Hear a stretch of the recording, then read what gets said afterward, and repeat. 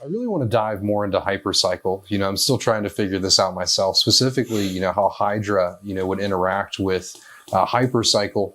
So, Hypercycle is a layer 2 on Cardano that interacts with Toda. So how does that interaction work? I would almost think of it as a layer 1.5. Okay. I mean, layer 2, of course, is not a precisely defined term. Mm-hmm. So within the Hypercycle network, we have our own decentralized consensus based on Toda and proof of reputation. And you can do a lot of stuff in Hypercycle without ever thinking about Cardano main chain. But we're using Cardano main chain as a sort of stable, persistent, long-term memory. You can think about it like writing from RAM into disk or something, right? Because if you know that long-term memory backup is there, you can be even more fast and loose on the Hypercycle side. Like you could, within Hypercycle, you could run Hypercycle in a mode that stored everything in a ledger and was very long-term reliable. Because the way Hypercycle works, you have a bunch of Hypercycle nodes that each has their own history and does their own thing and their own identity. Then the nodes can group together in what's called a ring, and each ring can have its own consensus mechanism, right? So part of what we do is we design consensus mechanisms that can be very fast and loose. They may have weaker security guarantees, but they get things done really quickly. So a question you could ask about a ring of nodes is like, do you care if a small fraud occurs and you notice it only 5 minutes later after the fraud happened, right? If you don't care, you can do consensus in much faster and cheaper ways. Sometimes you don't care. Like if it's a micropayments network, you don't care. Visa and MasterCard don't care, right? Yeah. They let small frauds occur. If they happen, the bank just covers it, right? That lets them be faster and cheaper. For most of the messaging within an AI mind, you don't care either. Like they're using the blockchain for transactions of thoughts and ideas and data within an AI.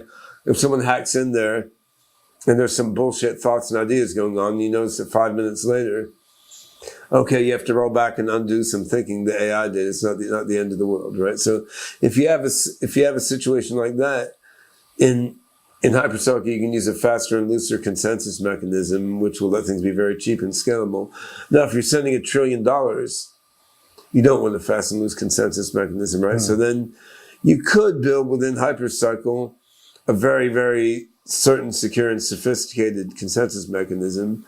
We didn't have a need to bother because transactions like that just require Cardano. Just use the layer 1. Send that to the layer 1, right? And then similar with long-term memory, we're okay with accepting a minor risk that a bunch of Hypercycle nodes might go offline and then you lose some memory from what was there because we're backing stuff up periodically on the Cardano main chain. So you're not going to lose that much, right? So that's like if you had no hard drive, you might have to maintain 100 computers with your data in RAM concurrently in case one goes down. If you know you're backing up periodically to the hard drive, you can just run one computer and you just eat the fact that very rarely your RAM might die and you would lose the last few things you did, right? So Cardano main chain, we're relying on it to have a super secure, flawless consensus mechanism and to maintain memory forever.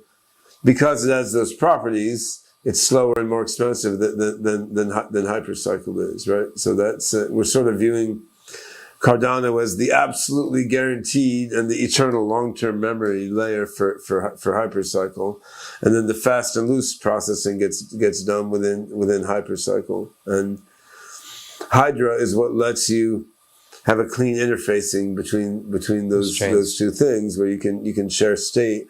We will need, however, the Hydra tail protocol.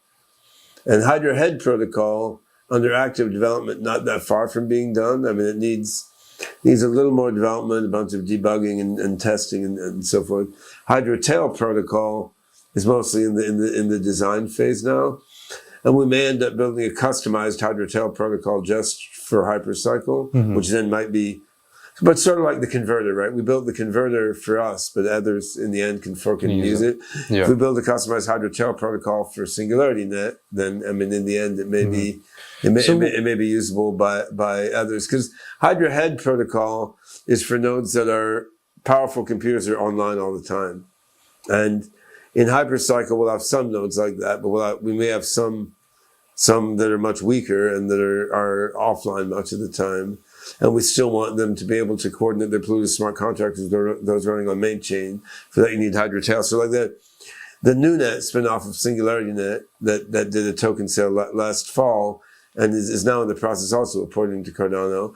I mean, that lets you run SingularityNet and other AI processes on any device, right? So you can run it on your mobile phone, run it on spare cycles and on your laptop, right? So we want nodes like that to be able to run SingularityNet AI nodes running on Hypercycle and still interact with Cardano main chain. And for that, we need Hydra tail protocol. And we're engaged in some in-depth discussions with the Hydra team within IOG on how to best address that. Mm-hmm. So to dive a little more into that, the Hydra head versus the Hydra tail, one thing that you mentioned is that, with Hydra tail, you can have, less resource consumption. What are the other differences between the Hydra head and Hydra tail? I mean, really, Hydra tail is intended to deal with nodes that are not consistently online. Because with the Hydra head in its current form, you're pretty much assuming all the guys in the Hydra head are there to participate in consensus. Yeah. And so if you have guys who are offline a bunch of the time, you can't guarantee they'll all be there to participate in consensus, right? So that's a fairly big difference. I mean, it means you need a quite different approach to consensus, and consensus is probably about shared state, right? So how do you confirm that this really does go into the shared state in the side chain? You can't have it be everyone in the side chain agrees to that, right? Yeah, that makes a lot of sense. So I did take some viewer questions. One of the biggest questions that I had was about the AGIX staking on Cardano, specifically. What is AGIX staking going to look like on Cardano? Whether that be, you take the AGIX token and put it into a contract and then you're earning rewards from that contract, or will people be able to stake directly from their wallet and then also win AGIX staking as well? Yeah, one thing I've learned from Charles is not to unnecessarily pin yourself down to precise dates. Yeah. So certainly that can come significantly before a full port of the platform. It doesn't need Hydra, so that should come relatively soon.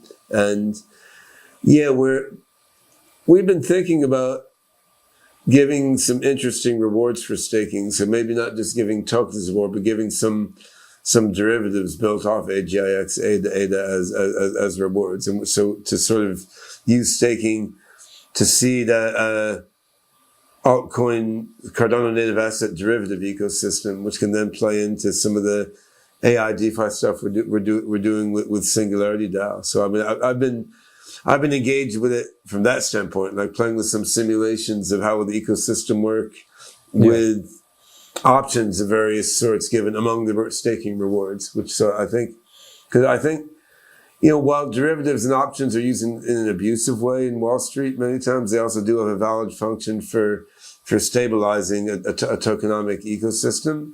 And there's an opportunity for Cardano to leapfrog beyond the ERC20 ecosystem by putting into place sophisticated derivatives and options on Cardano native assets. And we may use staking of AGIX ADA to help get started with that. So I've been engaged with that. I haven't been engaged so much with the wallet integration. I mean, I've seen, we've been fighting with some peculiar bugs in the Yoroi wallet and other Cardano wallets. I mean, I think these things are rapidly evolving, but I wouldn't want to commit regarding what wallet functions will be fully functional at which points in time. Yeah, we all use Eternal Wallet now. We've migrated from Yoroi to Eternal. That's the maybe I should do that. Yeah, we're having nothing really fatal or anything, but like, of course, transferring between a Yoroi wallet and one machine to another is more